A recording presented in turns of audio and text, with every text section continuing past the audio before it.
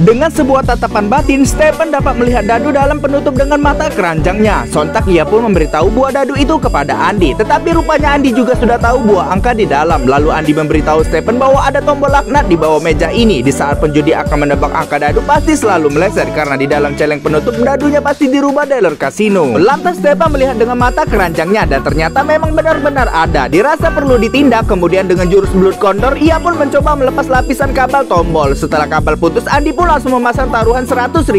Terlihat Hussein sang bandar kasino menyuruh dealer mengeksekusi. Saat dealer akan menekan tombol, alatnya pun meledak, glatung.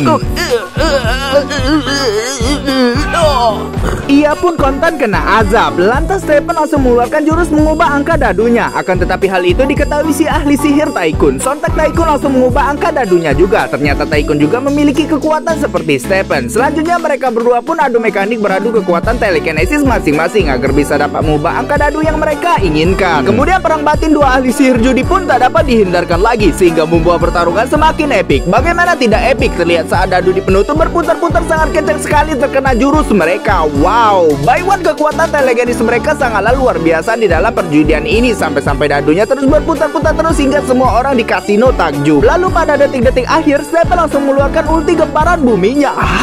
Dan pada akhirnya dadu itu hancur berkeping-keping, basah. Semua orang terheran-heran. Stephen pun kehabisan cakra. Hei, kau kenapa, Cuk? Kita menang. Aku gak mau. Iya sudah sini. Aku lihat. Iya sudah. Aku lihat dulu wajahmu. Sini. Hidungku sakit.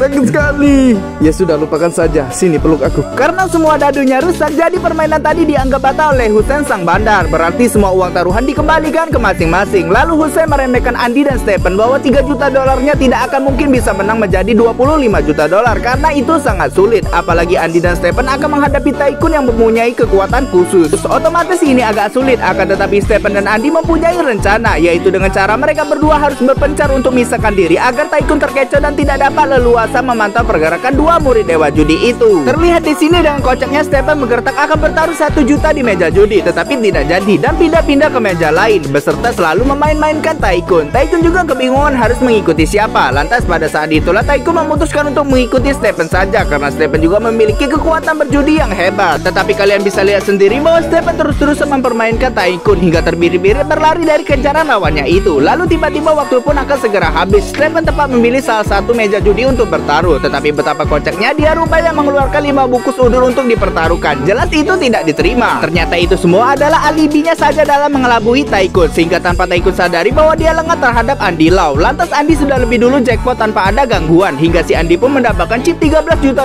serta ia langsung mempertaruhkan semuanya. Tycoon akan menghentikan, tapi tiba-tiba Stephen menggunakan jurus ilusi dari Gunung Myoboku untuk menghipnotis Tycoon, sehingga membuat Tycoon menghayal di bawah alam sadarnya menjadi seorang waria yang dikelilingi kobaran api, dan ia tampak menarik kegirang-girangan. Di lain itu terlihat Andi sedang bermain judi blackjack untuk menjadikan $13 juta menjadi $25 juta. Apakah dia bisa menang atau malahan rungkat mengingat dirinya telah all in semua chip? Jetak 17. Melihat 17 poin dari angka kartu tersebut, Andi Lau sempat kebingungan karena kartu as yang didapatnya tidak menguntungkan. Mengingat sebelum itu dirinya telah bertaruh semua chip $13 juta.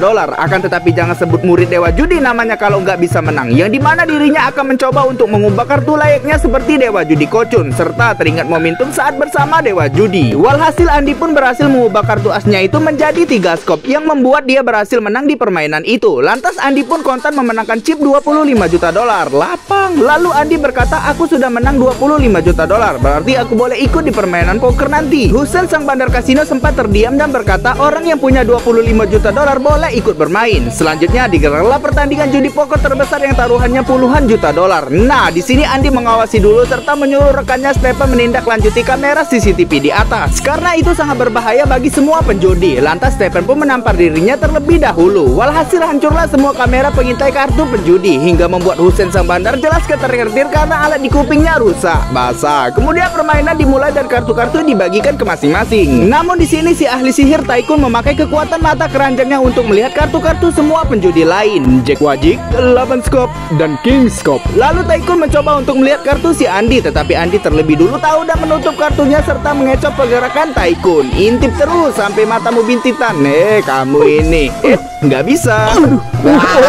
Lantas Andi pun menahan tertawa. salah. Oh ya guys, di sini Husein sang bandar adalah rekannya Taikun. Selanjutnya Andi mengajak membuka taruhan 3 juta dolar di awal. Mungkin karena ia mendapatkan kartu bagus, Husein tersengih. Lalu 2 orang penjudi pun memilih untuk melakukan full, tetapi tidak untuk pria ini. Dia memilih ikut. Lantas kemudian giliran Husein, ternyata dia juga ikut. Sontak 9 juta dolar pun dia taruh di atas meja. Kartu-kartu lanjut dibagikan kepada masing-masing. Mereka sangat berharap mendapatkan kartu urutan terbaik di permainan poker. Lalu si pria tak ingin kalah dengan menambah taruhan 2 juta dolar. Mendengar hal itu, Husein pun menambahkan lagi menjadi 5 juta dolar. Sontak pria hilang kunduh dan langsung melakukan full. Nah, cak melawan. Tersisalah tinggal Andi dan Husein by one. Walhasil dengan kerennya Andi pun langsung membuka kartunya, yaitu flush. Nah, karena Andi sendiri yang mendapatkan kartu bagus, ia pun memenangkan permainan di ronde pertama ini. Singkat kisah, setelah menemukan celahnya, Andi Lau terus saja mengalami kemenangan beruntun. Dan juga Husein juga selalu menang di setiap ronde per ronde. Jadi bisa dipastikan Andi dan Husein lah yang mendominasi permainan. Dan pada akhirnya satu persatu penjudi di sana tekor dan memilih mundur dari permainan. Rungkat bosku, pulanglah, anak ini nunggu di rumah. Berhentilah penjudi ini. Lantas tersisalah Husein dan Andi. Dirasa 2 pemain saja tidak seru, lalu Husein mengajak Taikun untuk membantunya berjudi. Beserta Andi juga memanggil Stephen dan mengajaknya berjudi melawan Husein dan Taikun. Setelah mereka berdua diskusi, permainan telah dimulai. Seperti biasa, kartu-kartu sudah mulai dibagikan kepada mereka berempat. Saat Taikun hendak mengintip kartu, Andi dan Stephen langsung menghindar dan menutup kartu dengan erat. Begitu juga Taikun, dia menghindar-hindar. Lalu Stephen membuka taruhan di awal 300.000 dolar. Kartu-kartu lanjut dibagikan kepada masing-masing. Kalian perhatikan kartu Stephen ini, yaitu King Scope. Dan juga lihatlah kartu si Andi, yaitu 5 Scope. Sedangkan kartu si Husein yaitu As Kriting. Tapi kartu Taikun di sini tidak diperlihatkan. Lalu Taikun menaikkan taruhan menjadi 3 juta dolar. ACC permainan lanjut dan kartu dibagikan lagi ke masing-masing. Setelah itu Taikun menaikkan taruhan lagi menjadi 7 juta dolar. Stephen pun ikut dan juga Andi ikut. Lantas 60 juta dolar sudah ditaruh di atas meja. Lumayan ngeri merungkat. Nah, di sini kartu Husein berpeluang mendapatkan full house karena dia sudah mendapatkan 2 pair. Sedangkan rekannya Taikun berpeluang full house juga. Andi Lau juga sebenarnya mirip, yaitu berpeluang full house juga karena dia telah mendapatkan trio bukan. Jadi mereka bertiga berpeluang full house semua. Sedangkan Stephen punya 4 kartu sejenis. Jelas itu berpeluang strike flush atau bisa dikenal dengan seri flush. Tapi seperti yang kita tahu bahwa kartu tertutup Stephen ialah King Scope. Jelas dirinya tidak mungkin mendapatkan strike flush. Tapi ini belum final, ada plot twistnya. Lalu daripada kalah, si Taikun berniat untuk mengubah kartunya Stephen agar gagal mendapatkan strike flush. Nah, di sini mulai paham kan? Mari kita lanjut. Tentu saja Stephen langsung membentengi kartu tertutupnya itu. Andi Lau sendiri merasa bahwa kartunya lah yang dimau diubah oleh Taikun. Lalu ia menggertak menaikkan taruhan menjadi 20 juta pribadi kepada Husein saja. Lantas Husein pun menyanggupinya. Sontak Andi pun langsung membuka kartu tertutupnya dan dia mendapatkan trio berkain. Nah, disinilah Husein tertawa melihat kartu si Andi karena dia percaya diri dengan full house yang ia dapat. Saat dia membuka cekinya, ternyata itu gambar Stephen Chow. Nah, rusak.